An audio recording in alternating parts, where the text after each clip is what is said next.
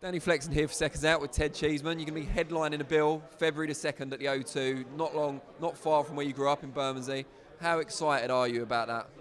Yeah, I'm really excited. I can't wait. It's a great opportunity for me. But to me, I'm just looking at it as natural progression. I've been there at this level now for a long while. I've been fighting on these big shows, these big arenas, and I've been like chief support a few times, and I've been putting really good performances on. So I just knew it was a matter of time.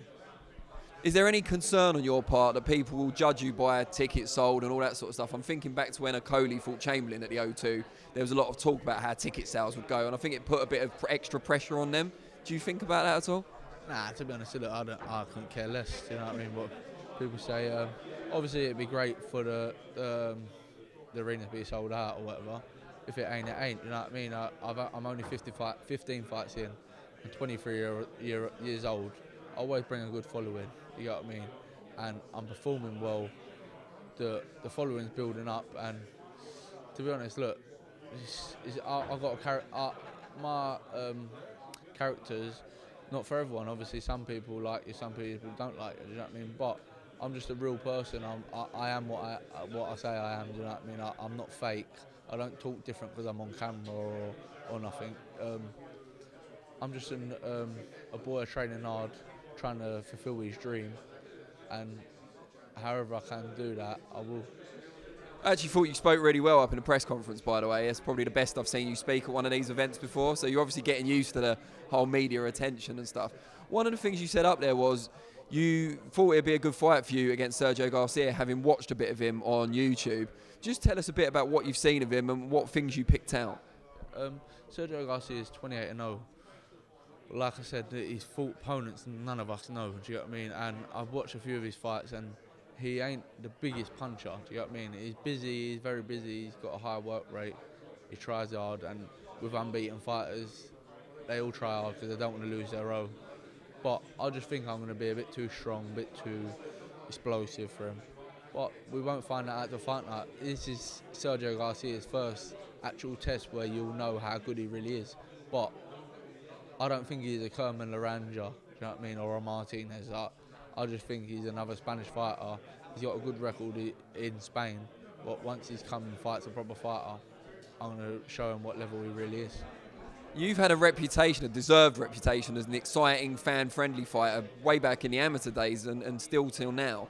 Do you feel any sort of pressure to protect that reputation, or are you happy to get on the back foot and box if the situation demands it? Look, whatever I need to do to win, I'll do. But I think with my style is, I'm a dominant. I try and win dominantly. Do you get what I mean? I don't try and nick a fight. I try and win and perform and win dominantly.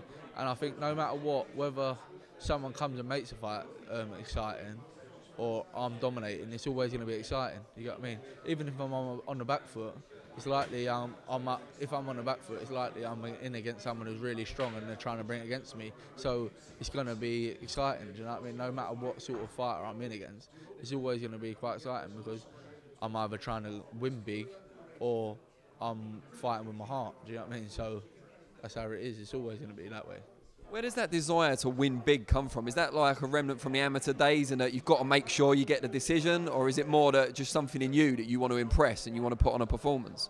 A bit of both, do you know what I mean? Like, obviously when you're an amateur, in the end I used to always just try and stop everyone, do you know what I mean? Because then I knew there weren't no chance of getting robbed. But I want to perform. Do you know what?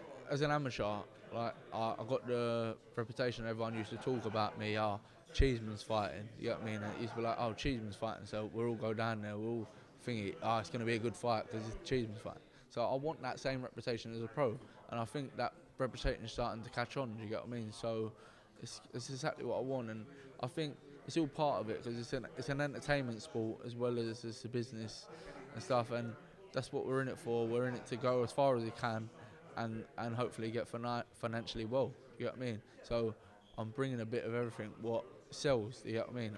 I'm in exciting fights, I've got a bit of character, and that's what's going to get me them big box office fights I want, do you get what I mean? And obviously I've got to walk before I run, but I'm nearly there now, I'm in reaching distance. If I go and win this fight, there's only one step forward from this, you know what I mean? And that is fighting for a world title, do you know what I mean? I've done every other title there is, except for like Commonwealth and Southern area.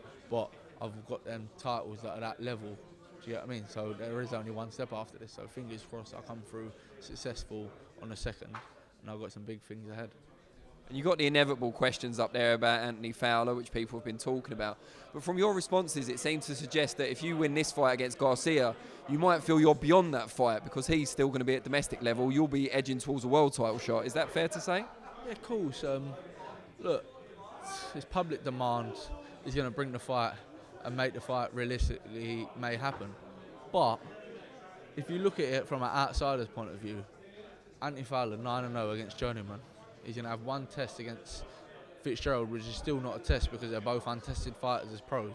You know what I mean? You don't know if he's going to walk out and beat him in round one because Scott Fitzgerald has been underperforming. He might turn up because it's a better fighter and perform a lot better. But you don't know. There's still not a lot to be seen from that. So what have they earned and deserved to thingy? You got Adam Harper, who's English champion. Like, it ain't like he's going to turn fights down like that.